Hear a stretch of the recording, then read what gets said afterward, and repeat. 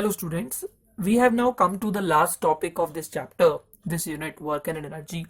Work and energy chapter के हम बिल्कुल लास्ट टॉपिक पे आ चुके हैं और इसमें हम लोगों ने जो इस टॉपिक का नाम है, again it is very important topic, very interesting topic, that is collision. ठीक है, कोलिजन हमारे टॉपिक का नाम है. और इस टॉपिक में जो बेसिकली हम समझने वाले हैं, चीज़ों को पढ़ने वाले हैं, पहले तो कोलिजन की डेफिनेशन ही समझ लेते हैं क्या है. Collision is a you can say mutual interaction between two or more bodies. ठीक है, आप क्या कहेंगे कि it is a mutual interaction. Mutual interaction का मतलब है कि फोर्स, जब एक बॉडी दूसरी बॉडी के साथ फोर्स एक्सर्ट करती है for a very short interval of time. Okay, it is mutual interaction. मतलब हमारे पास जब कोई दो या दो से ज्यादा बॉडीज एक दूसरे को क्या करती हैं, एक दूसरे के साथ इंटरेक्ट करती हैं बहुत ही कम समय के लिए. इंटरेक्ट करने का मतलब वो एक दूसरे के ऊपर फोर्स एक्सर्ट करती हैं बहुत ही छोटे समय के लिए, बहुत ही कम समय के लिए, तो हम कहते हैं कि उनके बीच में कोलिजन हो रहा है. और वो कोलिजन आमतौर पे आप लोगों को लगेगा जैसे कि मान लीजिए हम कहें कि ये एक मेरे पास बॉडी है और ये जो बॉडी है इसको, ये दूसरी बॉडी ये आ रही है, ये जैसे ये बॉडी है, ये दूसरी बॉडी है, इसने इसको हिट किया, तो हम क्या कहेंगे, ये इनमें कोलिजन हो गया. इस तरीके से हम कहेंगे भाई they have collided with one another, एक दूसरे के बीच में कोलिजन हुआ. तो हमें लगता है कि कोलिजन मीन्स फिजिकल कॉन्टैक्ट, भाई एक दूसरे को टक्कर मारेंगे, एक दूसरे को फिजिकली टच करेंगे तभी. लेकिन हम कोलिजन के अंदर हम पढ़ेंगे कि कोलिजन उसको भी कहा जा सकता है कि जब वो एक दूसरे को टच ना भी करें, बॉडीज एक दूसरे के कॉन्टैक्ट में ना भी आए, तो दूर से भी एक दूसरे को इंटरेक्ट कर सकती हैं. जैसे कि एक चार्ज पार्टिकल दूसरे चार्ज पार्टिकल को स्कैटर कर देता है, वो हम लोग पढ़ेंगे. तो कहने का मतलब ये हुआ कि जो ये इंटरेक्शन है हमारे पास वो दूर से भी हो सकती है. ठीक है, बट अभी हम जनरली ऐसे ही एग्जांपल्स देखते हैं कि जहाँ पे बॉडी दूसरी बॉडी को एक्चुअली में टच करके टक्कर मारता है बहुत ही छोटे समय के लिए. तो हिंदी में इसको कोलिजन को हम टक्कर बोलते हैं. तो टक्कर हो गई दोनों में. तो is a kind of mutual interaction between two और more bodies for a very short interval of time, which generally results into change in momentum and kinetic energy of the colliding bodies. ठीक है, जो bodies एक दूसरे को टक्कर मार रही हैं, टक्कर के फलस्वरूप, टक्कर के रिजल्ट में ये होगा कि उन दो बॉडीज का मोमेंटम कुछ चेंज हो जाएगा. टोटल मोमेंटम तो लॉ ऑफ कंजर्वेशन मोमेंटम के अकॉर्डिंग सेम रहेगा, लेकिन इंडिविजुअली उनका जो मोमेंटम है वो बदल सकता है उसकी वजह से. तो आई थिंक कोलिजन आपको समझ में आ गया होगा. कोलिजन एक तरह का म्यूचुअल इंटरेक्शन है जो बहुत ही थोड़े समय के लिए दो बॉडीज में या दो से ज्यादा बॉडीज में होता है, और जिसकी वजह से आप क्या कहोगे कि उनके मोमेंटम में, बॉडीज के इंडिविजुअल मोमेंटम में या उनकी काइनेटिक एनर्जी में क्या आता है, चेंज आता है. अब जो कोलिजन होता है वो दो टाइप का हो सकता है. एक होता है इलास्टिक कोलिजन, दूसरा होता है in elastic collision. So there are two types of collision, elastic collision and inelastic collision. Elastic collision और inelastic collision में डिफरेंस भी एग्जाम में पूछा जाता है कई बार अलग से, और उनकी कुछ डेरिवेशंस अभी हम करेंगे. तो इलास्टिक कोलिजन वो कोलिजन है जिसमें बॉडीज का जो total moment before and after collision वो क्या रहता है, सेम. वो तो सेम रहना भी है according to law of conservation. क्या कहेंगे, इसमें टोटल मोमेंटम रिमेन कंजर्व्ड. अब आप कहोगे वो तो लॉ है, तो यहां पे भी टोटल मोमेंटम रिमेन कंजर्व्ड. ठीक है, दोनों में टोटल मोमेंटम कंजर्व रहता है. यहां पे टोटल एनर्जी रिमेन कंजर्व्ड, तो आप कहोगे वो भी रूल है, law of conservation of energy. इसमें भी total energy remain conserved. So where is the difference, इनमें डिफरेंस कहाँ है. अगर टोटल मोमेंटम कंजर्व रहता है, टोटल एनर्जी कंजर्व रहती है, और वो रहनी भी चाहिए, रूल जो कहता है, लेकिन जो इनके अंदर डिफरेंस है वो आता है कहां से, total kinetic energy remain conserve. यहां आप क्या कहोगे, total kinetic energy do not remain conserve. यहां पे टोटल काइनेटिक एनर्जी टक्कर के पहले और टक्कर के बाद क्या रहेगी, सेम रहेगी। कौन से वाले कोलिजन में, इलास्टिक कोलिजन में। लेकिन इन इलास्टिक कोलिजन में टोटल काइनेटिक एनर्जी कंजर्व नहीं रहती, डू नॉट, यानी कि काइनेटिक एनर्जी कंजर्व नहीं रहती। तो वो कहां बदल जाती है, वो आप क्या कहोगे, काइनेटिक एनर्जी जो है इन इलास्टिक कोलिजन में, जो इलास्टिक कोलिजन का अपोजिट है एक तरीके से, तो उसके अंदर क्या होता है कि जो आपकी इन इलास्टिक कोलिजन होता है, तो kinetic energy lost into other processes या अदर काइंड ऑफ एनर्जीज, जैसे कि वो पोटेंशियल एनर्जी बदल सकती है, या फिर वो आप कह सकते हैं कि काइनेटिक एनर्जी का कुछ पार्ट साउंड एनर्जी में, जैसे तो टक्कर हुई तो वहां पे साउंड क्रिएट हो गई, या फिर वो शेप में चेंज, अगेन वो पोटेंशियल एनर्जी को ही कॉरेस्पॉन्ड करेगा। तो यानी कि कुछ अलग अलग हीट की फॉर्म में, कोई अलग अलग फॉर्म ऑफ एनर्जी में वो कन्वर्ट हो जाती है। तो जो मेन डिफरेंस है इलास्टिक और इन इलास्टिक कोलिजन में, वो है किसका, काइनेटिक एनर्जी का। क्योंकि टोटल मोमेंटम दोनों में कंजर्व रहना है, टोटल एनर्जी दोनों में कंजर्व रहनी है, वो तो रूल्स भी है ना, उनके ऊपर तो लॉज भी है, that the total momentum always remains conserved. So कहने का मतलब आपको आई थिंक क्लियर हो गया होगा कि जो दोनों कॉलिजन्स है उसमें जो डिफरेंस है वो क्या है। अभी हम एग्जांपल्स की मदद से जब और समझेंगे और कुछ डेरिवेशंस करेंगे तो समझ में आएगा। एक सुपर इलास्टिक कोलिजन भी होता है जिसमें काइनेटिक एनर्जी, इसमें तो हम क्या कहते हैं, सेम रहती है, इसमें हम कहते हैं कि कम हो जाती है, उसमें बढ़ जाती है, ठीक है। उसमें कुछ एनर्जी पोटेंशियल की फॉर्म में स्टोर्ड होती है किसी बॉडी के पास, और वो काइनेटिक एनर्जी की फॉर्म में extra amount of kinetic energy release हो जाती है। तो वो भी एक है, but mainly our focus will be on elastic and inelastic collisions. Okay, so now we are going to start a very important derivation, that is elastic collision in one dimension, in 1D. Okay, so हमारा first derivation जो बहुत important है वो है elastic collision in one dimension. अब हम इसमें derivation में करना क्या चाहते हैं, हम पहले इस चीज को समझ लेते हैं। हमारे पास मान लीजिए एक सिचुएशन है जिसमें ये एक रोड है, और इस रोड में हम लोग कह रहे हैं कि हमारे पास एक बॉडी है जिसका मास है m1, और जो u1 वेलोसिटी से चल रहा है, और ये दूसरा बॉडी है जिसके मास कितना है m2, और ये u2 वेलोसिटी से चल रहा है, and let's say u1 velocity is greater than u2। So what will happen, इन दोनों में कहीं ना कहीं कोलिजन हो जाएगा। Okay, they will collide with one another. ये जो मास m1 और मास m2 वाली बॉडीज हैं, ये एक दूसरे को क्या करेंगी, कोलाइड करेंगी। और कोलाइड करने के बाद लेट्स से इनके बीच में कौन सा कोलिजन हुआ है, इलास्टिक कोलिजन हुआ है। और कोलाइड करने के बाद हम लोग क्या कहेंगे कि इनका जो वेलोसिटी है वो बदल कर अब कितना हो गया, m1 मास वाली बॉडी का वेलोसिटी हो गया v1, और m2 मास वाली बॉडी का वेलोसिटी हो गया है v2। ओके, सो बेसिकली हुआ क्या है कि इनका टक्कर की वजह से वेलोसिटी बदल गया है। और हमने करना क्या है इस डेरिवेशन में, हमें यही फाइंड आउट करना है कि टक्कर के बाद इनकी नई वेलोसिटीज v1 v2 कितनी होंगी। अगर हमें इनके मासेस m1 m2 पहले से पता है और इनके इनिशियल वेलोसिटीज u1 u2 पता है, so what actually is happening that कि वन बॉल और one body with higher velocities going to collide with another body जिसका मास m2 है, जो लो वेलोसिटी चल रहा था फिलहाल, और जब वो टक्कर हुआ, इनमें हेड ऑन कोलिजन बोलते हैं इसको हम, बिल्कुल सामने सामने जब टक्कर होती है, और इस टक्कर की वजह से इनकी जो वेलोसिटीज है वो क्या हो गया, v1 v2। तो हमें v1 v2 final velocities calculate करनी है after collision in terms of initial velocities. अब अगर हमें u1 u2 पता है और m1 m2 पता है, उनके मासेस पता है, उसके टर्म्स में हमें कैलकुलेट करना है। तो let's see that how we can do that. Now according to law of conservation of momentum का जो लॉ ऑफ कंजर्वेशन है उसके अकॉर्डिंग हम क्या कहेंगे, total momentum before collision is equal to total momentum after collision.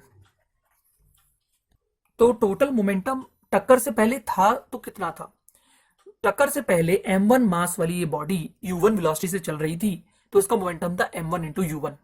यही तो होता है मोमेंटम का फॉर्मूला, मास इंटू वेलोसिटी। और इस दूसरी बॉडी का मोमेंटम कितना था, m2 into u2।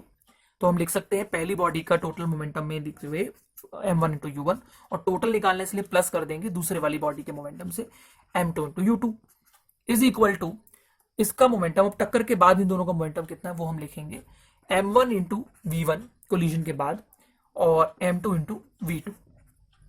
So what we have done that we have made the total momentum before collision equal to total momentum after collision.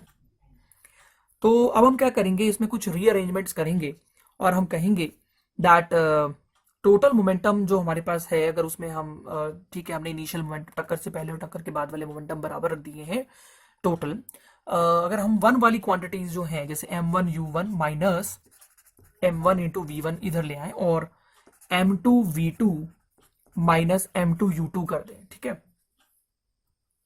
तो यहां से हमारा m1 कॉमन आ जाएगा और अंदर आ जाएगा u1 minus v1 is equal to, इसमें से m2 कॉमन आ जाएगा v2 minus u2.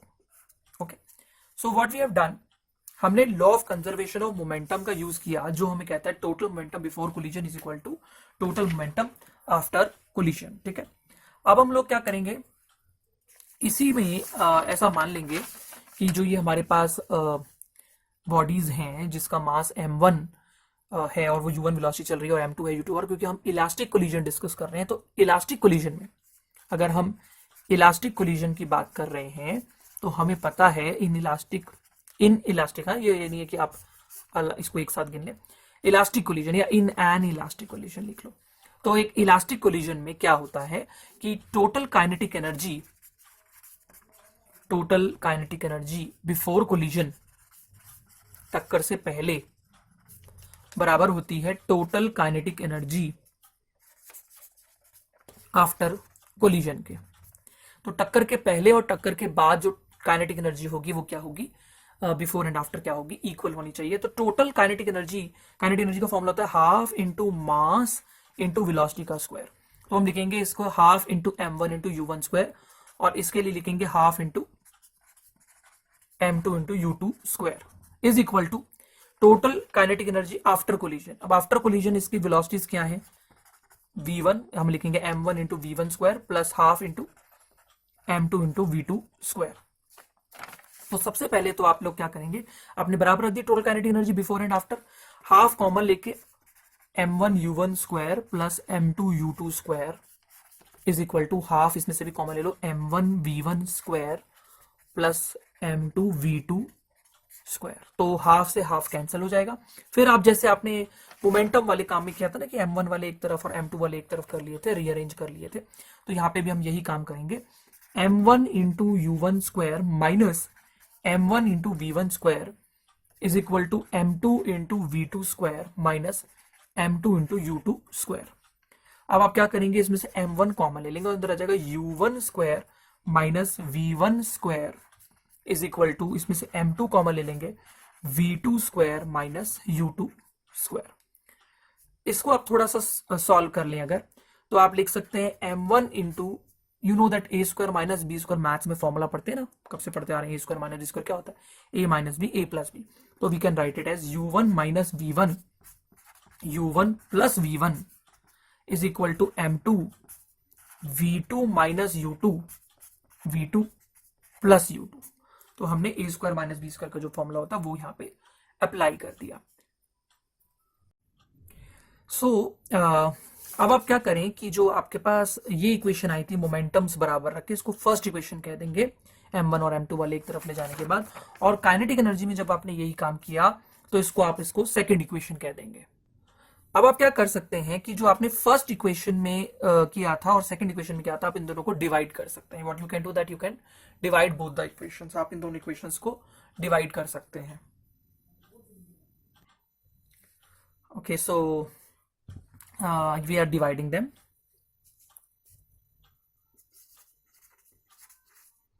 First and second. So first equation हमारे पास क्या थी, या सेकंड बाय फर्स्ट कर सकते हैं, सेकंड को फर्स्ट से डिवाइड कर देंगे.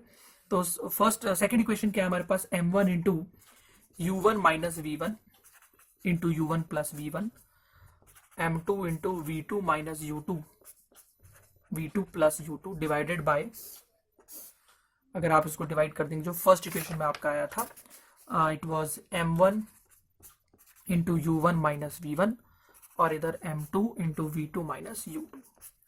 तो हम देख सकते हैं दैट ये कैंसिल हो रहे हैं एक दूसरे के साथ, m1 से m1 और ये कैंसिल हो गए, सिमिलरली ये भी कैंसिल हो गए। तो बचा क्या हमारे पास इस इक्वेशन में,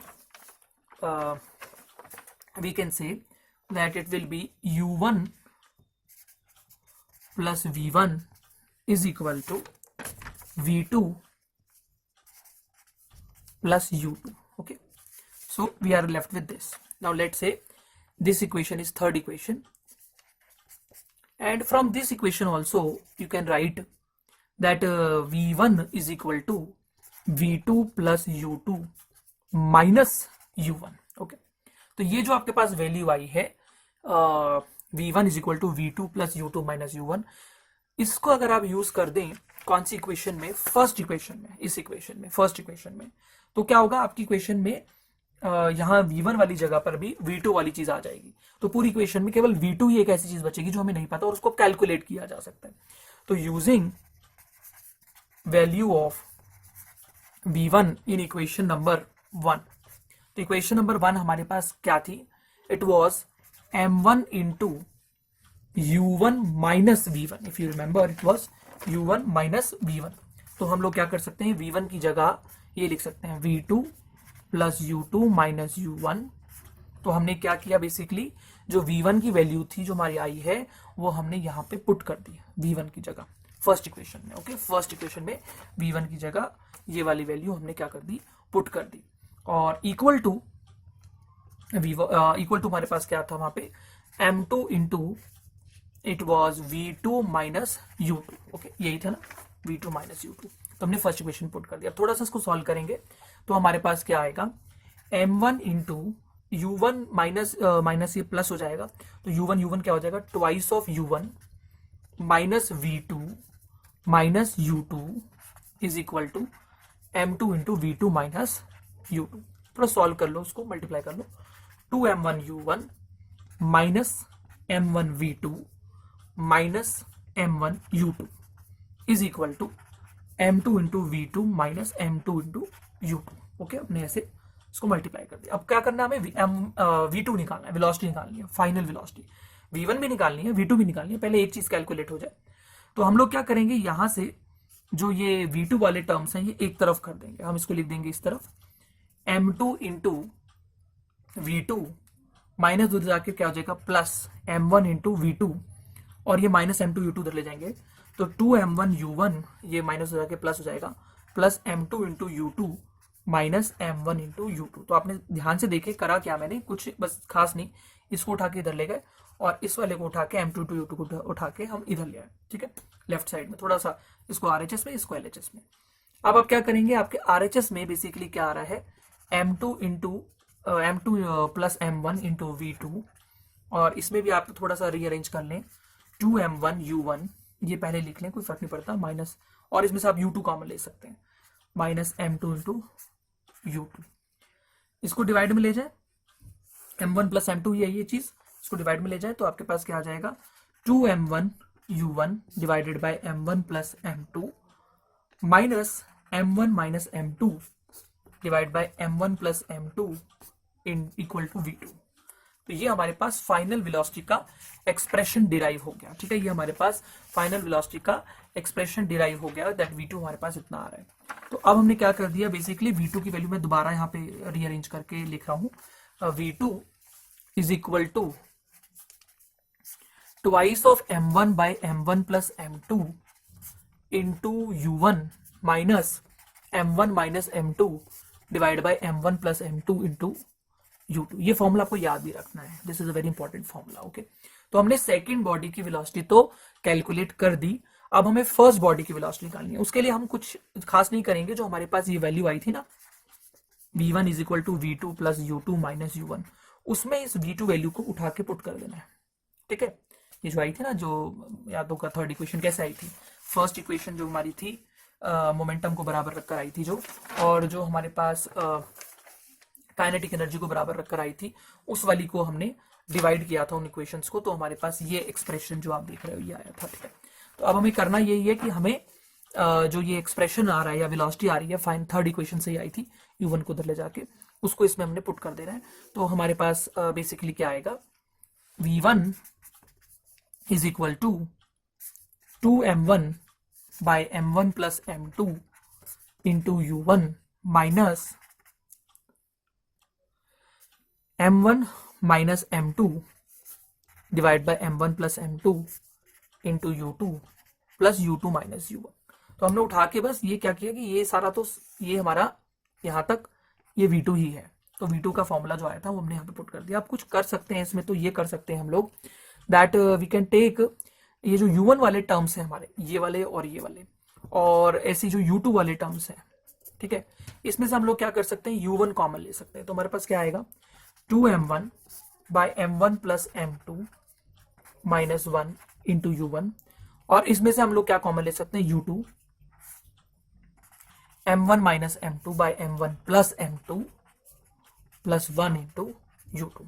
यहाँ प्लस नहीं, यहाँ माइनस आएगा, क्योंकि जब आपने इन दोनों में से ये ब्रैकेट लगाया था और माइनस साइन कॉमन लिया था, तो प्लस का क्या बन जाएगा, माइनस, और U2 आपने पूरा बाहर निकाल लिया है तो उसकी जगह 1 आ गया। ओके, और ऐसे यहाँ पे U1 और U1 थे दोनों, तो यहाँ तो कोई दिक्कत नहीं थी, लेकिन यहाँ पे आपने बाहर माइनस साइन इन दोनों में से कॉमन ले रखा है, तो इसलिए प्लस का क्या बन जाएगा, माइनस।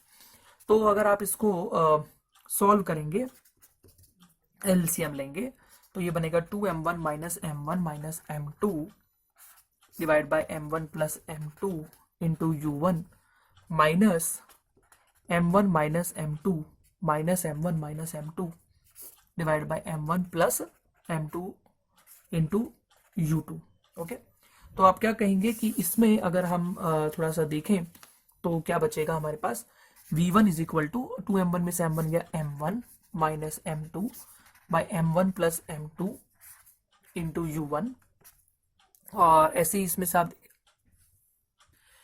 देखेंगे कि m1 से m1 कैंसिल हो रहा है, और माइनस m2 हो जाएगा, that will become minus minus plus 2m2 by m1 plus m2 into U2। Okay, so this is the formula that we are getting for V1. So I think it is clear to you that how we calculated the final velocities of the bodies after collision। ठीक है, आपको I think समझ में आया होगा कि हमारे पास दो बॉल्स थी या दो बॉडीज थी जो एक दूसरे के साथ कोलाइड करी, और इनमें कोलिजन भी कौन सा हो रहा है, इलास्टिक कोलिजन। इलास्टिक कोलिजन मैंने आपको बताया था, the collision in which the kinetic energy before and after collision is equal. तो ये टक्कर हुई इनमें, इनकी वेलोसिटी U1 U2 से क्या हो गई, V1 V2 हो गई। तो ये U1 U2 तो ठीक है कि इनकी इनिशियल वेलोसिटी और V1 V2 फाइनल वेलोसिटीज है, लेकिन टक्कर के बाद जो इनकी फाइनल वेलोसिटीज है V1 V2 हम वो कैलकुलेट कर सकते हैं। तो मैं आपको ये डेरिवेशन एक बार हम दोबारा देख भी लेंगे, रिवाइज भी करेंगे, लेकिन आपको मैं फाइनली जो वेलोसिटीज है उनका फॉर्मूला लिखने का तरीका बता रहा हूँ। मतलब आपको इस तरीके से लिखना है, आपने ऐसे ब्रैकेट लगाने हैं, here you can put plus, no problem, ऐसे ब्रैकेट लगाने हैं, ठीक है, you have to put plus minus, जो भी इस तरीके से आपको याद रखने का तरीका बता रहा हूं मैं। इस ब्रैकेट के साथ हमने U1 लिखना है, इसके साथ U2, इसके साथ U1, इसके साथ U2। ओके, तो U1 U2 आपने लिख दिया इस तरीके से। फिर डिवाइड में सबके आपने m1 प्लस m2, क्योंकि ये फॉर्मूला बड़ा है, याद रखने में दिक्कत होती है, m1 प्लस m2। तो पहला स्टेप क्या था, 4 ब्रैकेट लगा दिए, यहाँ प्लस लगा दिया, यहाँ माइनस लगा दिया, यहाँ U1 U2 लिख दिया, यहाँ पे भी U1 U2। तो अभी तो मैं वो चीजें बता रहा हूँ जो कॉमन है। यहाँ U1 के साथ क्या लिखना है, m1 माइनस m2, और यहाँ U2 के साथ क्या लिखना है, ट्वाइस ऑफ m2। यहाँ U1 के साथ क्या लिखना है, ट्वाइस ऑफ m1, और यहाँ क्या लिखना है, माइनस m1 माइनस m2। तो ये m1 माइनस m2 यहाँ पे ऐसे आ रहे हैं, और यहाँ ट्वाइस ऑफ m2 आ रहे हैं, यहाँ पे ट्वाइस ऑफ m1। तो जो भी है आपको ये फॉर्मुलेज याद रखने हैं, so that you are be able to do the numericals. Okay, और अभी हम कुछ स्पेशल केसेस भी करेंगे, उसमें भी आपके ये काम आने वाले हैं। ओके, तो हम एक बार डेरिवेशंस को ये क्योंकि थोड़ी लंबी डेरिवेशन है, इसको रिवाइज कर लेते हैं कि कैसे कैसे हमने स्टेप्स किए।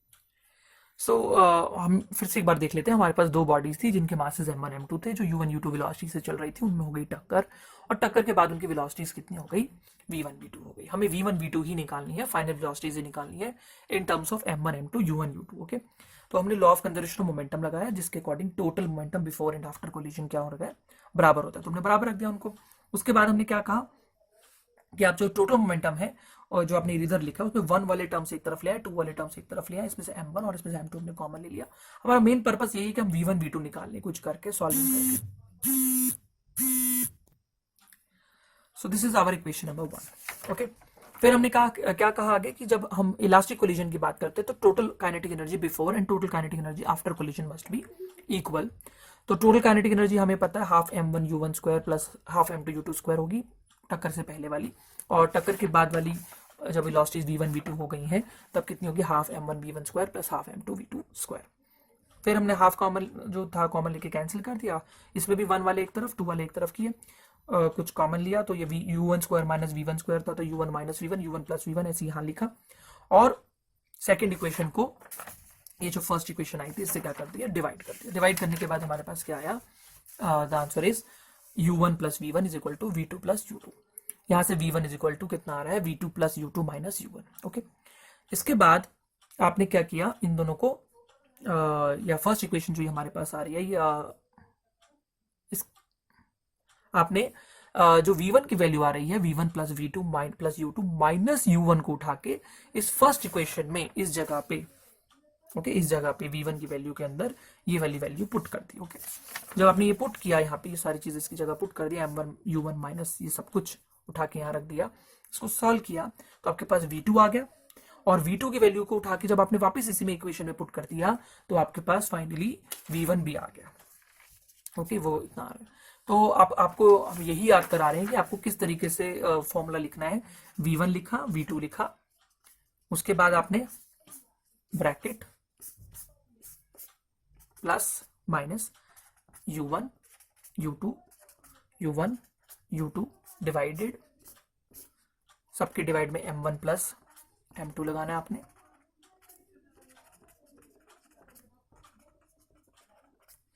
यहां पे आपको u2 के साथ क्या लिखना है 2m2, और यहाँ पे u1 के साथ क्या लिखना है आपने 2m1, और यहाँ पे m1 माइनस m2, और यहाँ पे भी क्रॉस में m1 माइनस m2. तो आप प्रैक्टिस करेंगे एक दो बार, और न्यूमेरिकल्स खासतौर से जब इसके ऊपर करेंगे तो आपकी एक अच्छी पकड़ हो जाएगी, इस फॉर्मूले को याद अपने आप ही हो जाएगा आपको ये. तो this is the way that how you can practice this all. अभी कुछ स्पेशल केसेस और एक बहुत इंपॉर्टेंट डेफिनेशन हम लोग डिस्कस करना चाहते हैं, that is of coefficient of restitution. Coefficient of restitution we denote this by small e. ठीक है, by the letter small e से हम इसको डिनोट करते हैं. अब ये कोएफिशिएंट ऑफ रेस्टिट्यूशन क्या होता है इसके बारे में हम बात करेंगे, और हमें कई बार एग्जाम में प्रूव करना भी आता है that prove that it is equal to 1 for perfectly elastic collision. तो हम वन डायमेंशन में ही जो बातें प्रूव की हैं वहां से हम इस चीज को ला सकते हैं. उसके लिए हमें करना क्या होगा, जो हमारी थर्ड इक्वेशन है, ठीक है, जो वहां तक हमें प्रूव करना होगा. अगर मान लो एग्जाम में क्वेश्चन आया, ये ना आया कि भाई फाइनल वेलोसिटीज निकालो, v1 निकालो, v2 निकालो, केवल आपसे कोएफिशिएंट ऑफ रेस्टिट्यूशन को परफेक्टली इलास्टिक कोलिजन में 1 प्रूव करने के लिए आए, तो आप लोग क्या करेंगे, थर्ड इक्वेशन तक डेरिवेशन को सॉल्व करेंगे. ये सब कुछ सॉल्व करने की जरूरत नहीं, only up to third equation. तो थर्ड इक्वेशन आपके पास क्या आई थी, u1 plus v1 is equal to v2 plus u2. अब आप क्या करें, इसमें अगेन 1 वाले एक तरफ तो है ही एक तरीके से, आपने करना क्या है इसमें ये भी देखिए आप एक बार कि ये दो बॉडीज जो एक दूसरे को अप्रोच कर रही हैं, ये देखो ये दो बॉडीज क्या कर रही हैं, अगर हम माने कि there are two bodies and they are colliding with one another, तो ये टक्कर हुई यहाँ पे कहीं, और टक्कर के बाद फिर अब ये अलग अलग, अब ये दूसरे सेपरेट हो गए और अब ये अपनी अलग अलग वेलोसिटी से चल रही हैं. तो हम क्या करना चाह रहे हैं, हम रिलेटिव वेलोसिटी निकालना चाह रहे हैं इन दोनों बॉडीज की टक्कर से पहले, जिसे हम कहेंगे relative velocity of approach because they were approaching each other, and बाद वाली रिलेटिव वेलोसिटी निकालेंगे जब वो एक दूसरे से अलग हो गई, दे वर सेपरेटिंग फ्रॉम वन अनदर, तो हम क्या कहेंगे that is velocity, relative velocity of separation. तो हम कैसे निकालेंगे इन दोनों की रिलेटिव वेलोसिटी, जब दो बॉडीज सेम डायरेक्शन में जा रही होती है तो सिंपली माइनस करके, और ये बड़ा सिंपल सा केस है वन डायमेंशन का. So where here we can write u1 minus u2 is equal to v2 minus v1. तो अगर आप इसको डिवाइड कर दें, डिनोमिनेटर में ले जाएं, तो v2 minus v1 divided by u1 minus u2 is equal to कितना आ रहा है हमारे पास 1 आ रहा है. तो यही जो क्वांटिटी आ रही है v2 minus v1 divide by u1 minus u2, और अगर आप चाहें तो इसका कि भाई पहले 2 लिखना है या बाद में 1 लिखना है, उससे कोई फर्क नहीं पड़ेगा. You can take the modulus also, आप इसका मॉड्यूलस ले लें तो simple v2 minus v1 divided by u2 minus u1, पहले कौन सा लिखना है बाद में कौन सा लिखना है उसका झंझट खत्म हो जाएगा उससे. तो आपने बेसिकली ये लिख दिया और ये 1 भी प्रूफ हो गया। ये सारा कुछ वही थर्ड इक्वेशन से प्रूफ हुआ। ये थर्ड इक्वेशन थी ना हमारी, तो हमने ये प्रूफ कर दिया कि ये जो रेशियो है ये 1 आ रही है। और इसी रेशियो को हम लोग क्या बोलते हैं, कोएफिशिएंट ऑफ रेस्टिट्यूशन। इसमें है क्या, v2 माइनस v1 हमें क्या बता रहा है कि इन दोनों की रिलेटिव वेलोसिटी कितनी है टक्कर के बाद, और u2 माइनस u1 क्या बता रहा है, इन दोनों की रिलेटिव वेलोसिटी कितनी है टक्कर से पहले। तो रिलेटिव वेलोसिटी ऑफ, हम क्या कहेंगे, रिलेटिव वेलोसिटी ऑफ सेपरेशन, की वो सेपरेट हो रहे हैं या after collision, by relative velocity of approach, कि वो कितनी वेलोसिटी से दूसरी तरफ आ रहे थे, और वो 1 आ रही है किसके लिए, परफेक्टली इलास्टिक कोलिजन के लिए। तो ये इसका 1 आना, इसका जो 1 ये आ रही है हमारे सामने, relative velocity of separation by relative velocity of approach, इसी चीज को हम लोग क्या बोलते हैं, कोएफिशिएंट ऑफ रेस्टिट्यूशन। और ये 1 आ रही है किसके लिए, फॉर परफेक्टली इलास्टिक कोलिजन। ठीक है, परफेक्टली इलास्टिक कोलिजन के लिए ई कितना आ रहा है, कोएफिशिएंट ऑफ रेस्टिट्यूशन कितना आ रहा है, 1 आ रहा है। अदरवाइज अगर ये कोई और कोलिजन होता, अगर ये एक इन इलास्टिक कोलिजन होता, तो उसके लिए ये 1 नहीं आता। ठीक है, उसके लिए ये 1 नहीं आता। तो coefficient of restitution is less than 1 for in elastic collision. जो कोलिजन इलास्टिक नहीं है उसके लिए इसकी वैल्यू 1, 0 से लेके 1 के बीच में होगी, लेकिन केवल परफेक्टली इलास्टिक कोलिजन के लिए it will be equal to 1। Okay, so I think आपको ये कोएफिशिएंट ऑफ रेस्टिट्यूशन समझ में आ गया होगा। तो हम लोग जो इलास्टिक और इनइलास्टिक कोलिजन में डिफरेंसेस लिख रहे थे, उसमें कुछ चीजें तो हमने कॉमन ही लिखी, ये डिफरेंस नहीं माने जा सकते क्योंकि टोटल मोमेंटम कंजर्व, उसमें भी कंजर्व, टोटल एनर्जी कंजर्व, उसमें कंजर्व।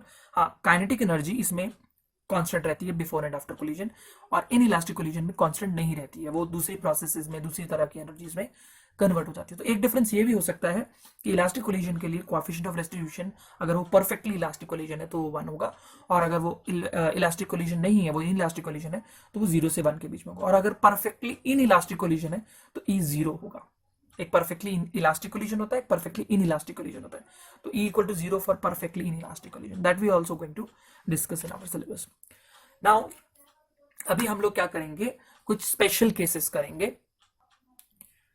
हमने बेसिकली क्या किया था कि इसमें जो हमारे पास ये दो बॉडीज हैं, हमारे पास जो ये दो बॉडीज हैं जो आपस में कोलाइड कर रही हैं, और टक्कर के बाद उनकी जो वेलोसिटीज हैं वो हमने कैलकुलेट की थी, that we have calculated, and these are the formulas that we have derived for their final velocities after collision.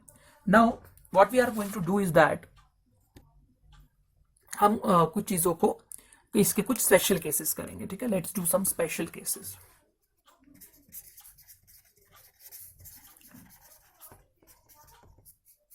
Cases. Now case 1 is that if m1 is equal to m2, ये जो दो bodies एक दूसरे को टक्कर मार रही हैं, एक का मास m1 है, दूसरे का मास m2 है, और ये u1 वेलोसिटी चल रही है u2, और टक्कर के बाद इनकी वेलोसिटीज कितनी हो गई, इस m1 वाले की v1 हो गई और m2 वाले की v2 हो गई। तो अगर m1 m2 मासेस बराबर हुए तो क्या होगा, तो हम लोग क्या करेंगे, जो हमने फाइनल वेलोसिटी का फॉर्मूला डिराइव किया था, m1 minus m2 by m1 plus m2 into u1 plus 2m2 by m1 plus m2 into u2 में हम लोग इस वैल्यू को पुट करेंगे। हम m1 और m2 को लेट से दोनों को m कह देते हैं, दोनों के मास को लेट से हम क्या कह देते हैं, m। तो अगर हम दोनों में m रख दें तो क्या आएगा हमारे पास, m minus m by m plus m into u1 twice of m by m plus m into u। m में से m गया कितना आएगा, 0, तो दैट विल बी 0, और 2m बाई 2m कैंसिल हो जाएगा, तो दैट विल बी u2। तो v1 कितना आ गया हमारे पास, u2 आ गया। Interesting thing that here is appearing कि m1 की वेलोसिटी हो जाती है v1, और v1 किसके बराबर आ रही है, u2 के। यानी कि जब इन दोनों के बीच में टक्कर हुई, अगर इन दोनों के मासेस सेम थे, अगर इन दोनों के मासेस सेम थे, तो टक्कर के बाद दूसरी बॉडी के पास या पहली बॉडी के पास दूसरी वाली बॉडी की वेलोसिटी आ जाती है। सो आफ्टर कोलिजन हुआ क्या कि दूसरी बॉडी के पास पहली वाली बॉडी की वेलोसिटी आ गई, या पहली बॉडी के पास, अभी आप देख सकते हो, अगर आप v2 के अंदर v डालो, v2 का फॉर्मूला हमारे पास कितना आया था, 2m1 by m1 plus m2 into u1 then minus m1 minus m2 by m1 plus m2 into u2। तो अगर आप इसमें ये चीज करेंगे तो यहाँ m1 m2 की जगह सिंपली m लिख दो और नीचे भी m प्लस m लिख दें इंटू u1 माइनस ऊपर m minus m by m plus m into u2। तो हमारे पास क्या आएगा बेसिकली यहाँ से, ये तो 2m प्लस 2m 1 हो जाएगा, 2m बाई 2m 1 हो जाएगा, तो u1 और ये 0, तो v2 इज इक्वल टू कितना आ जाएगा u1। तो कुल मिला के हमने ये प्रूफ करके दिखा दिया कि अगर दो बॉडीज के मासेस इक्वल हो जाएं, if two masses of the bodies becomes equal, ये दोनों बॉडीज के मासेस इक्वल हो जाएं, तो v2 सेकेंड बॉडी की वेलोसिटी उतनी हो जाएगी जो फर्स्ट बॉडी की वेलोसिटी, तो सेकंड बॉडी की वेलोसिटी उतनी हो जाएगी जो फर्स्ट बॉडी की वेलोसिटी थी बिफोर कोलिजन। तो यानी कि they just exchange there velocities. Okay, इसका अगर मतलब सिंपल सा एग्जांपल हम लोग देखें तो वो ये निकल कर आ सकता है कि अगर हमारे पास दो बॉडीज हैं, दोनों 1 kg की हैं, पहली बॉडी जो 1 kg की है वो चल रही थी 20 की स्पीड से और ये चल रही थी 10 की स्पीड से, टक्कर हुई, टक्कर के बाद क्या होगा, ये वाली इस वाली बॉडी की वेलोसिटी जो फर्स्ट वाली है, इसको ए कह देते हैं, इसको बी कह देते हैं, तो ए वाली जो बॉडी 1 kg की है वो 10 की वेलोसिटी से चलने लगेगी और जो बी वाली वेलोसिटी है वो 20 की स्पीड से चलने लगेगी, वेलोसिटी से चलने लगेगी। तो इसका मतलब अगर दोनों के मासेस इक्वल हैं तो टक्कर के बाद होना क्या है कि बस इसकी वेलोसिटी इसको मिल जाएगी, इसकी मतलब दे एक्सचेंज देयर वेलोसिटी। तो एग्जाम में कई बार क्वेश्चन प्रूव करने के लिए भी आता है that if two equal masses body or the bodies having equal masses collide with one another after collision they just exchange with their velocity, prove that या justify। तो इस वाली बात को आपको प्रूव करना भी आ सकता है। Now let's see case 2। अब हम केस 2 देखते हैं। केस 2 में हम कुछ बातों को एज्यूम करेंगे कि अगर दोनों में से कोई एक बॉडी का मास बहुत ज्यादा हो, दोनों में से किसी एक बॉडी का मास बहुत ज्यादा हो, और साथ के साथ हम ये भी मानेंगे कि हमारे पास जो एक बॉडी है जो बहुत ज्यादा मास वाली है वो रेस्ट पे है। तो if one body is very heavy and is at rest, ठीक है, अगर एक बॉडी जिसका मास मान लेते हैं हम लोग कितना है m2 है, वो रेस्ट पे है और वो बहुत हैवी है, और दूसरी बॉडी जो है वो हल्की है उसके कंपैरिजन में और वो u1 वेलोसिटी से चलकर आ रही है। सो आप देख सकते हो ये वाली बॉडी का जो मास है, एक तो हम assumption, पहली assumption हमारी क्या है कि m2 is very very heavy then m1, and second assumption हमारी क्या है कि जो हैवी बॉडी है वो रेस्ट पे है। तो वैसे तो इंटरेस्टिंग केस तो है और ये हम लोग बस मैथमेटिकली प्रूव कर रहे हैं, बट ये हमने बहुत ऑब्जर्व करते हुए देखा है। इट्स लाइक दैट कि अगर मान लो एक हाउस फ्लाई, एक मक्खी उड़ती हुई आए और एक बड़े से पत्थर पे टकराए, एक बड़ी सी बॉडी से या वॉल से टकराए, या बॉल ही है, मान लो आपने एक बॉल को एक बड़ी से पत्थर या एक वॉल की तरफ फेंका तो वो बिल्कुल उतनी वेलोसिटी से रिटर्न हो जाती है, बट हम उसको प्रूव कर सकते हैं। So here again I am going to use that final velocity after collision is equal to m1 minus m2। देखो जितनी बार हम फॉर्मूला लिखते जा रहे हैं हमें और वो याद होता जाएगा, into u1 plus 2m2 by m1 plus m2 into u2। तो अब u2 को तो आप फटाफट से 0 रख ही देंगे यहाँ पे।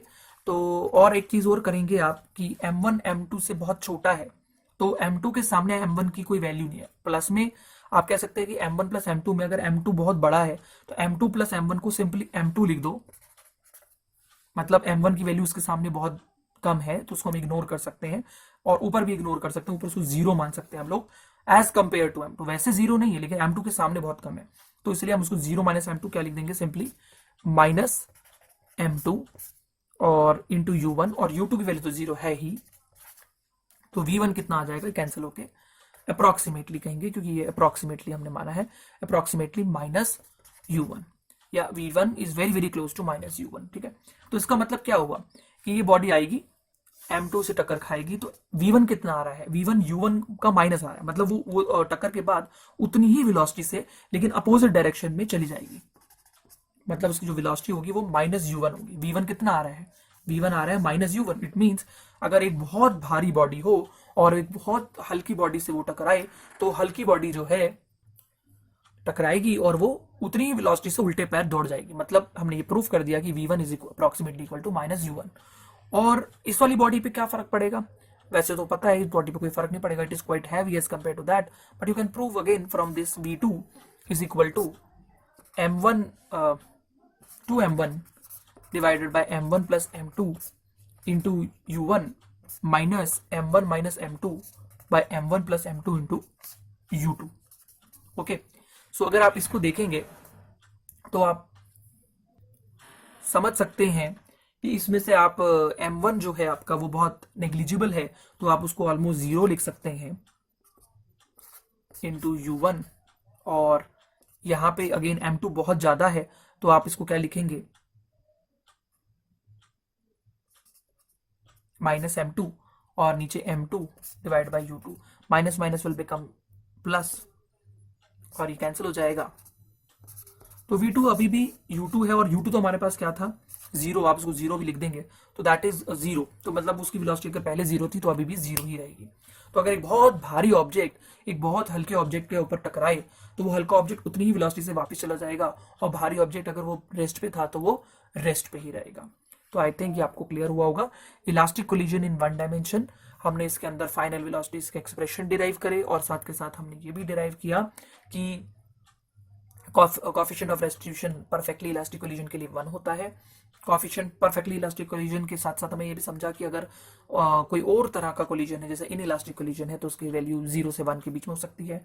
अभी हम ये भी प्रूव करेंगे कि परफेक्टली इन इलास्टिक कोलिजन के लिए वो बिल्कुल 0 होता है, वो भी हम देख सकते हैं।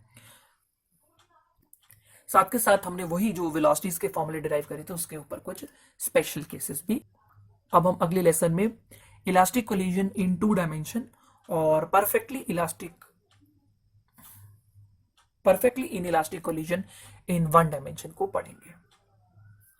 तब तक के लिए आप इन क्वेश्चंस के ऊपर न्यूमेरिकल्स प्रैक्टिस करेंगे और इस डेरिवेशन को और इन टॉपिक्स को बार बार लिखकर 2-2 बार 3-3 बार लिखकर प्रैक्टिस करेंगे, जिससे ये आपकी प्रैक्टिस में आ जाए। तब तक के लिए कीप लर्निंग एंड प्रैक्टिसिंग।